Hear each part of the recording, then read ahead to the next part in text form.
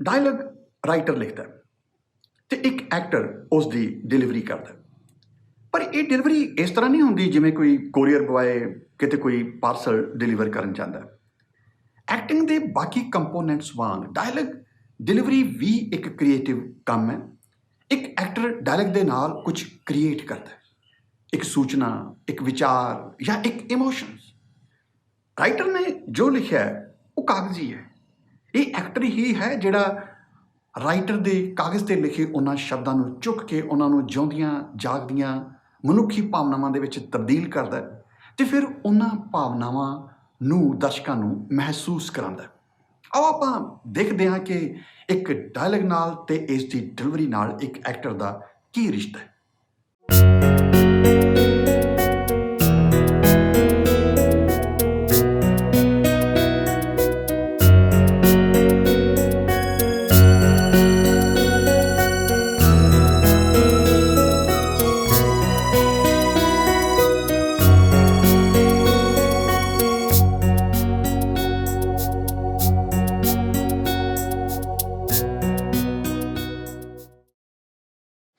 ਸਭ ਤੋਂ ਪਹਿਲਾਂ ਤਾਂ ਤੁਹਾਨੂੰ ਡਾਇਲੌਗ ਦੇ ਸੰਬੰਧ ਵਿੱਚ ਦੋ ਗੱਲਾਂ ਇਹ ਸਮਝਣੀਆਂ ਪੈਣਗੀਆਂ ਕਿ ਡਾਇਲੌਗ ਦੇ ਵਿੱਚ ਕੀ ਕਿਹਾ ਗਿਆ ਅਤੇ ਕਿਵੇਂ ਕਿਹਾ ਗਿਆ। ਮੇਰਾ ਇਹ ਮੰਨਣਾ ਹੈ ਕਿ ਜਦੋਂ ਤੁਸੀਂ ਇੱਕ ਡਾਇਲੌਗ ਦੇ ਸੰਬੰਧ ਵਿੱਚ ਇਹ ਦੋ ਗੱਲਾਂ ਜਾਣੇ ਬਿਨਾਂ ਡਾਇਲੌਗ ਬੋਲਦੇ ਹੋ ਤਾਂ ਤੁਹਾਡਾ ਬੋਲਣਾ ਕੌਨਫੀਡੈਂਟ ਨਹੀਂ ਹੁੰਦਾ ਅਤੇ ਤੁਹਾਡੀ ਬਾਡੀ ਲੈਂਗੁਏਜ ਜਿਹੜੀ ਹੈ ਉਹ ਡੈਫੀਨੇਟ ਨਹੀਂ ਹੁੰਦੀ। ਕਾਰਨ ਹੈ ਕੌਨਫੀਡੈਂਸ ਦਾ ਲੀਕੇਜ। ਜਦੋਂ ਤੁਸੀਂ ਬਿਨਾਂ ਕਿਸੇ ਡਾਇਲੌਗ ਨੂੰ ਜਾਣੇ ਬੋਲਦੇ ਹੋ ਤਾਂ ਤੁਹਾਡਾ ਕੌਨਫੀਡੈਂਸ ਲੀਕ ਕਰਦਾ। ਇਸ ਦਾ ਸਿੱਧਾ ਅਸਰ ਤੁਹਾਡੀ ਡਾਇਲੌਗ ਡਿਲੀਵਰੀ 'ਤੇ ਪੈਂਦਾ, ਇਸ ਦਾ ਅਸਰ ਤੁਹਾਡੀ ਬਾਡੀ ਲੈਂਗੁਏਜ 'ਤੇ ਪੈਂਦਾ। ਠੀਕ ਇੱਦਾਂ ਹੀ ਜਿਵੇਂ ਝੂਠ ਬੋਲਦਿਆਂ ਵਕਤ ਸਾਡੇ ਵਿੱਚ ਕੋਈ ਕੌਨਫੀਡੈਂਸ ਨਹੀਂ ਹੁੰਦਾ ਕਿਉਂਕਿ ਸਾਨੂੰ ਪਤਾ ਨਹੀਂ ਹੁੰਦਾ ਅਗਾਂਹ ਕੀ ਪੁੱਛ ਲਿਆ ਜਾਏਗਾ ਅਤੇ ਅਸੀਂ ਕੀ ਕਹਿਣਾ।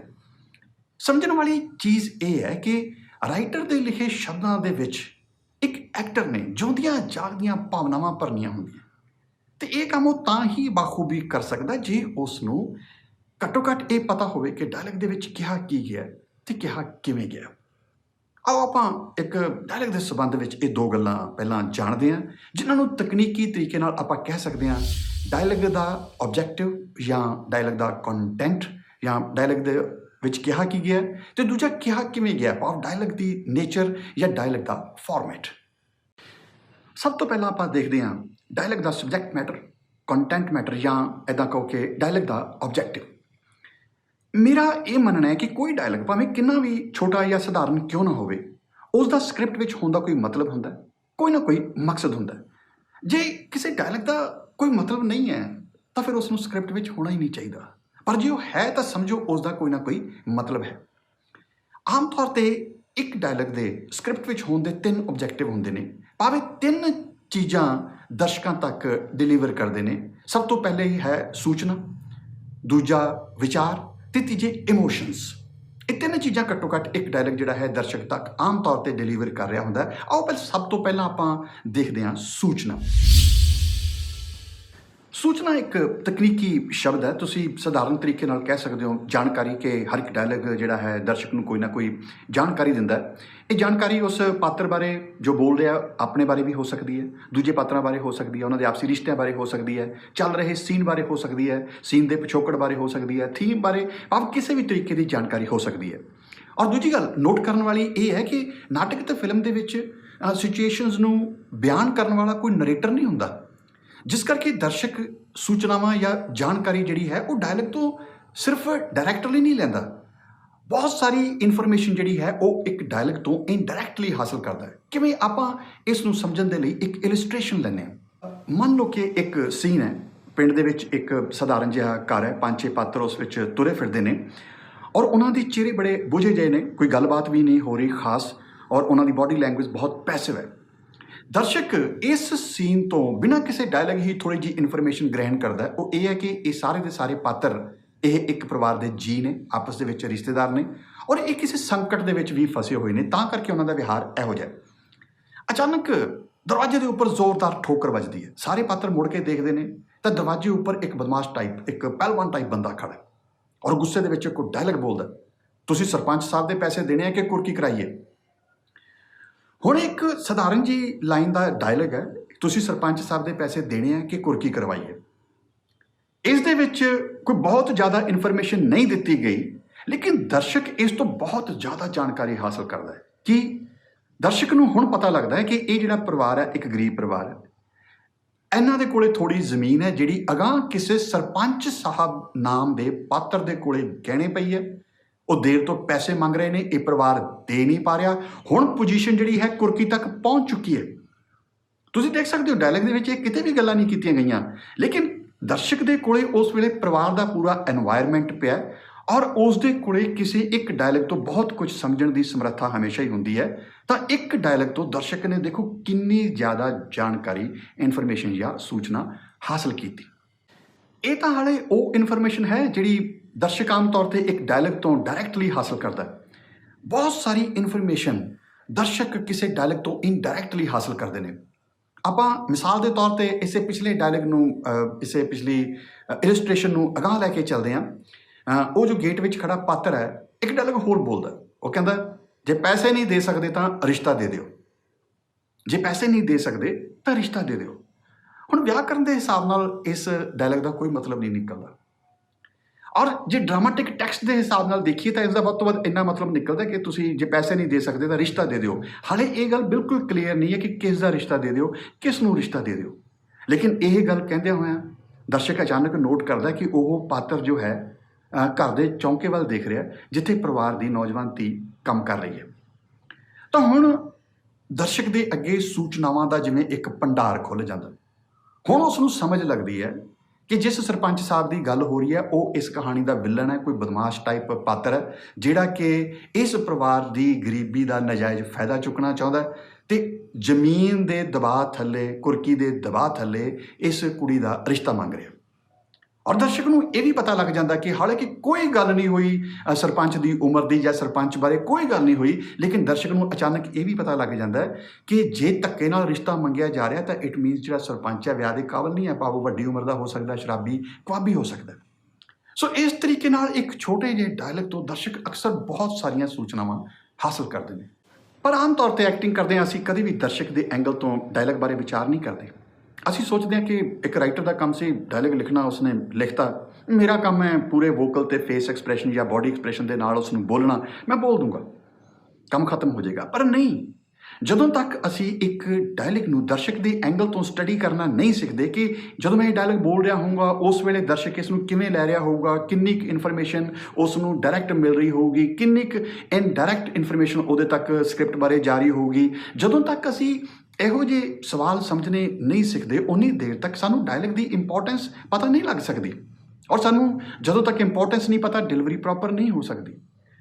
ਮੈਂ ਜੋ ਕਹਿਣਾ ਚਾਹੁੰਦਾ ਉਹ ਇਹ ਹੈ ਕਿ ਇੱਕ ਡਾਇਲੌਗ ਦਾ ਮਤਲਬ ਸਮਝ ਲੈਣਾ ਕਾਫੀ ਨਹੀਂ ਹੈ, ਸਾਨੂੰ ਇੱਕ ਦਰਸ਼ਕ ਦੇ ਐਂਗਲ ਤੋਂ ਉਸ ਦਾ ਮਤਲਬ ਸਮਝਣਾ ਪਏਗਾ।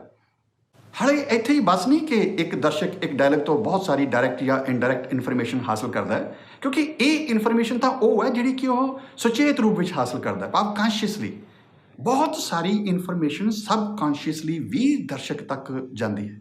ਉਦਾਹਰਨ ਦੇ ਤੌਰ ਤੇ ਉਹ ਇੱਕ ਪਾਤਰ ਦੇ ਡਾਇਲੌਗ ਤੋਂ, ਉਸ ਦੇ ਡਾਇਲੌਗ ਬੋਲਣ ਦੇ ਢੰਗ ਤੋਂ, ਨਾ ਸਿਰਫ ਉਸ ਦੀ ਫਿਲਮ ਦੇ ਵਿੱਚ ਬੈਕਗਰਾਊਂਡ ਤੋਂ, ਬਲਕਿ ਉਸ ਦੀ ਆਪਣੀ personal, cultural, religious, social, economical, educational, ਪਤਾ ਨਹੀਂ ਕਿੰਨੇ ਕਿੰਨੇ ਪ੍ਰਕਾਰ ਦੀ ਬੈਕਗਰਾਊਂਡ ਸਮਝਣ ਦੀ ਕੋਸ਼ਿਸ਼ ਕਰਦਾ ਹੈ।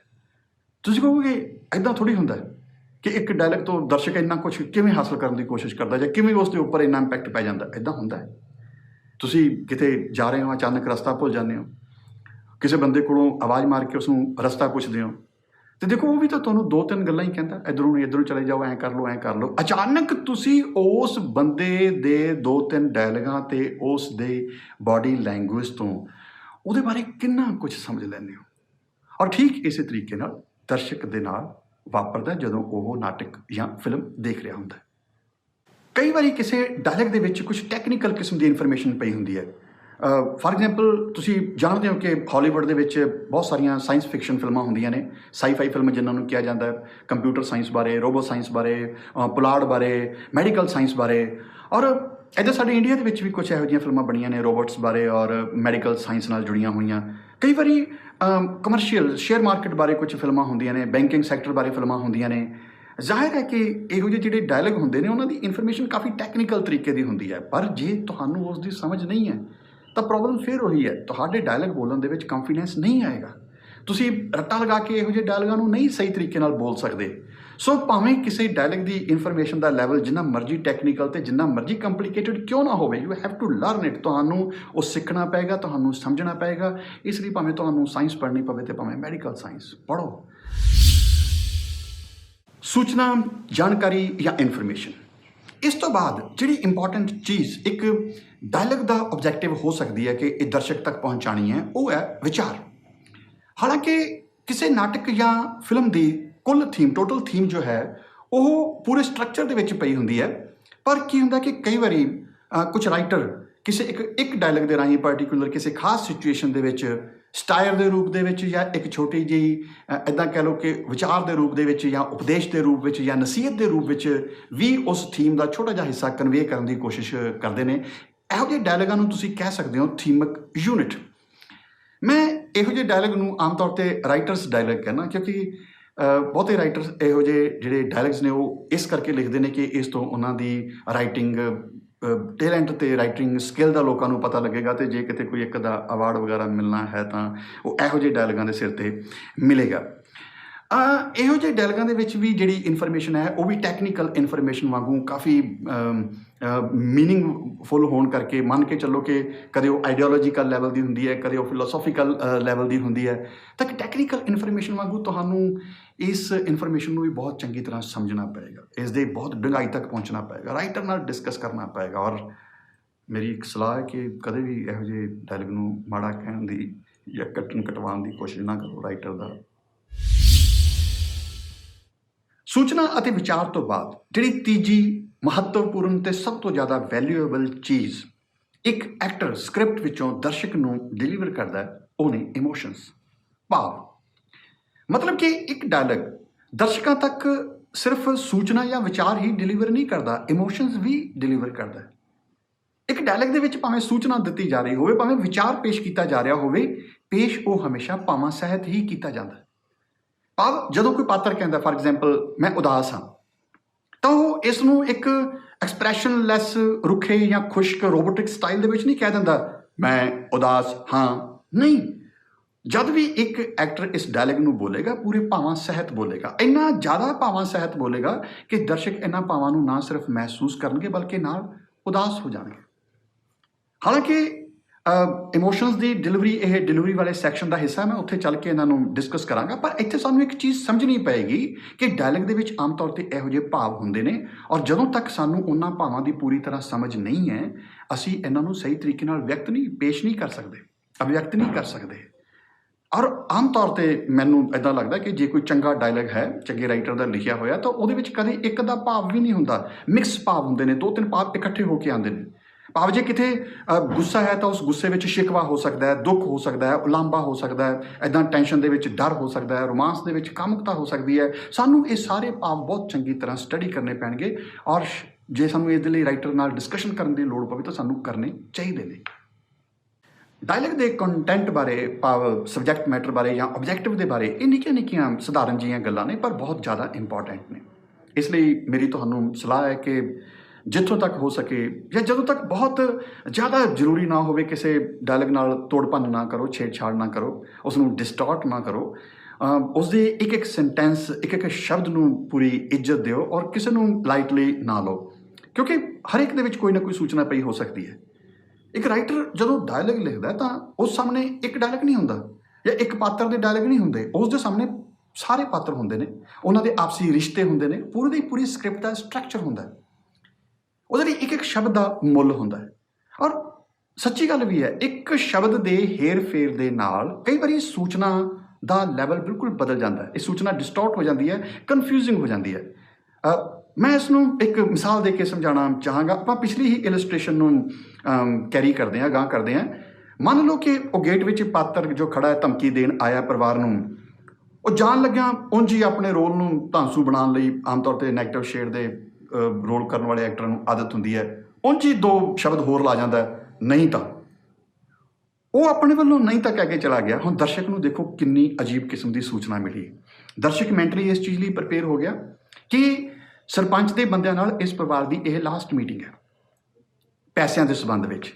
ਇਸ ਤੋਂ ਬਾਅਦ ਅਗਲੇ ਸੀਨਾਂ ਦੇ ਵਿੱਚ ਜਾਂ ਤਾਂ ਇਹ ਪਰਿਵਾਰ ਪੈਸੇ ਦੇਊਗਾ ਜਾਂ ਜ਼ਮੀਨ ਕੁਰਕ ਹੋਊਗੀ ਤੇ ਜਾਂ ਫਿਰ ਇਸ ਪਰਿਵਾਰ ਦੀ ਧੀ ਦਾ ਰਿਸ਼ਤਾ ਉਸ ਸਰਪੰਚ ਨਾਲ ਹੋਏਗਾ। ਲੇਕਿਨ ਜੇ ਅਗਲੇ ਸੀਨਾਂ ਵਿੱਚ ਇਹੋ ਜਿਹਾ ਕੁਝ ਵੀ ਨਹੀਂ ਵਾਪਰਦਾ ਤਾਂ ਫਿਰ ਦਰਸ਼ਕ ਨੂੰ ਬਹੁਤ ਵੱਡਾ ਝਟਕਾ ਲੱਗਦਾ। ਉਸ ਨੂੰ ਲੱਗਦਾ ਕਿ ਜਾਂ ਤਾਂ ਇਹ ਸਰਪੰਚ ਸਾਹਿਬ ਫੋਕੇ ਫੈਰ ਮਾਰਨ ਵਾਲੇ ਨੇ ਜਾਂ ਸਾਡਾ ਰਾਈਟਰ ਫੋਕੇ ਫੈਰ ਮਾਰਨ ਵਾਲਾ। ਸਿੰਪਲ ਦੋ ਲਫ਼ਜ਼ ਨੇ ਜਿਹੜੇ ਕਿ ਖਾਮਖਾਹ ਹੀ ਸਕ੍ਰਿਪਟ ਵਿੱਚ ਜੁੜ ਗਏ, ਲੇਕਿਨ ਉਹਨਾਂ ਨੇ ਸੂਚਨਾ ਕਿੰਨੀ ਡਿਸਟੋਰਟ ਕਰਤੀ, ਕਿੰਨੀ ਕਨਫਿਊਜ਼ਨ ਕ੍ਰੀਏਟ ਕਰਤਾ। ਬਤੌਰ ਐਕਟਰ ਨਾ ਸਿਰਫ ਤੁਹਾਨੂੰ ਡਾਇਲੌਗ ਦੇ ਕੰਟੈਂਟ ਦਾ ਪਤਾ ਹੋਣਾ ਚਾਹੀਦਾ, ਬਲਕਿ ਤੁਹਾਨੂੰ ਡਾਇਲੌਗ ਦੇ ਫਾਰਮੈਟ ਦਾ ਵੀ ਪਤਾ ਹੋਣਾ ਚਾਹੀਦਾ ਕਿ ਉਹ ਕਿਸ ਨੇਚਰ ਦਾ ਡਾਇਲੌਗ ਹੈ। ਕੋਈ ਡਾਇਲੌਗ ਸੋਲੋ ਹੋ ਸਕਦਾ ਹੈ, ਕੋਈ ਕਿਸੇ ਕਨਵਰਸੇਸ਼ਨ ਵਾਰਤਾਲਾਪ ਦਾ ਪਾਰਟ ਹੋ ਸਕਦਾ ਹੈ। ਇਸ ਦੇ ਨਾਲ ਵੀ ਡਾਇਲੌਗ ਦੀ ਡਿਲੀਵਰੀ ਉੱਪਰ ਫਰਕ ਪਏਗਾ। ਆਪਾਂ ਇੱਕ ਇਲਸਟ੍ਰੇਸ਼ਨ ਦੇ ਰਾਹੀਂ ਆਪਾਂ ਇਸ ਨੂੰ ਸਮਝਣ ਦੀ ਕੋਸ਼ਿਸ਼ ਕਰਦੇ ਹਾਂ। ਮੰਨ ਲਓ ਕੋਈ ਕਿਸਾਨ ਖੇਤ ਵਿੱਚ ਜਾਂਦਾ, ਅਚਾਨਕ ਉਹ ਦੇਖਦਾ ਕਿ ਫਸਲ ਪੱਕੀ ਖੜੀ ਹੈ, ਲੇਕਿਨ ਉੱਤੋਂ ਮੀਂਹ ਪੈਣ ਦੀ ਸੰਭਾਵਨਾ, ਤੇ ਉਹ ਚਿੰਤਾ ਦੇ ਵਿੱਚ ਆ ਕੇ ਖੁਦ ਨੂੰ ਕਹਿੰਦਾ ਯਾਰ ਲੱਗਦਾ ਅੱਜ ਮੀਂਹ ਪਏਗਾ। ਹੁਣ ਇਹੀ ਡਾਇਲੌਗ ਉਹ ਘਰੇ ਆ ਕੇ ਆਪਣੀ ਪਤਨੀ ਨੂੰ ਬੋਲਦਾ। ਹੁਣ ਸ਼ਬਦ ਵੀ ਉਹੀ ਨੇ, ਚਿੰਤਾ ਦਾ ਭਾਵ ਵੀ ਉਹੀ ਹੈ, ਲੇਕਿਨ ਕਿਉਂਕਿ ਇਹ ਦੋ ਜਣਿਆਂ ਦੀ ਗੁਫ਼ਤਗੂ ਆਪਸ ਦੇ ਵਿੱਚ ਗੱਲਬਾਤ ਹੈ, ਇੱਥੇ ਡਿਲੀਵਰੀ ਦੀ ਟੋਨ, ਡਿਲੀਵਰੀ ਦਾ ਸਟਾਈਲ ਬਿਲਕੁਲ ਡਿਫਰੈਂਟ ਹੋਏਗਾ। ਇਸ ਤੋਂ ਬਿਨਾਂ ਕੁਝ ਡਾਇਲੌਗ ਜਿਹੜੇ ਨੇ ਮੋਨੋਲੋਗ ਹੁੰਦੇ ਨੇ, ਕੁਝ ਸੋਲੋਲੋਕੀਜ਼ ਹੁੰਦੀਆਂ ਨੇ ਔਰ ਕੁਝ ਐਪੀਲੌਗਸ ਹੁੰਦੇ ਨੇ, ਕੁਝ ਸੁਭਾਵਿਕ ਡਾਇਲੌਗ ਹੁੰਦੇ ਨੇ ਨੈਚੁਰਲ ਜਾਂ ਰੀਅਲ ਸੈਂਸ ਦੇ, ਔਰ ਕੁਝ ਡਰਾਮੈਟਿਕ ਡਾਇਲੌਗ ਹੁੰਦੇ ਨੇ। ਓਏ ਅਸੀਂ ਤਾਂ ਗੰਡਾਸੀ ਤੇ ਟੁੱਕ ਰੱਖ ਕੇ ਖਾਣ ਵਾਲੇ ਬੰਦੇ ਹਾਂ ਪ੍ਰੀਤੋ, हम जहाँ पे खड़े होते हैं लाइन वहीं से शुरू हो जाती है। एक बार मैं कमिटमेंट कर लूँ तो फिर मैं खुद की भी नहीं सुनता। ਇਹੋ ਜਿਹੇ ਡਾਇਲੌਗ ਜਿਹੜੇ ਨੇ ਇਹ ਬੜੇ ਡਰਾਮੈਟਿਕ ਨੇਚਰ ਦੇ ਡਾਇਲੌਗ ਹੁੰਦੇ ਨੇ ਔਰ ਇਹਨਾਂ ਨੂੰ ਬੋਲਣ ਲੱਗਿਆ ਜ਼ਾਹਿਰ ਹੈ ਡਰਾਮਾ ਕਰਨਾ ਪਏਗਾ। ਅਗਰ ਡਿਲੀਵਰੀ ਵਾਲੇ ਸੈਕਸ਼ਨ ਵਿੱਚ ਚੱਲ ਕੇ ਆਪਾਂ ਇਹਨਾਂ ਡਾਇਲੌਗਾਂ ਬਾਰੇ ਕਾਫੀ ਗੱਲਬਾਤ ਕਰਾਂਗੇ। ਹੁਣ ਜੇ ਤੁਸੀਂ ਡਾਇਲੌਗ ਦਾ ਕੰਟੈਂਟ ਚੰਗੀ ਤਰ੍ਹਾਂ ਸਮਝ ਲਿਆ, ਤੁਹਾਨੂੰ ਇਸ ਦਾ ਫਾਰਮੈਟ ਪਤਾ ਲੱਗ ਗਿਆ, ਤਾਂ ਹੁਣ ਟਾਈਮ ਹੈ ਕਿ ਆਪਾਂ ਇਸ ਡਾਇਲੌਗ ਨੂੰ ਲਿਜਾ ਕੇ ਦਰਸ਼ਕਾਂ ਤੱਕ ਡਿਲੀਵਰ ਕਰਕੇ ਆਈਏ, ਤੇ ਇਹ ਕੰਮ ਵੀ ਬਹੁਤ ਸੌਖਾ ਹੈ।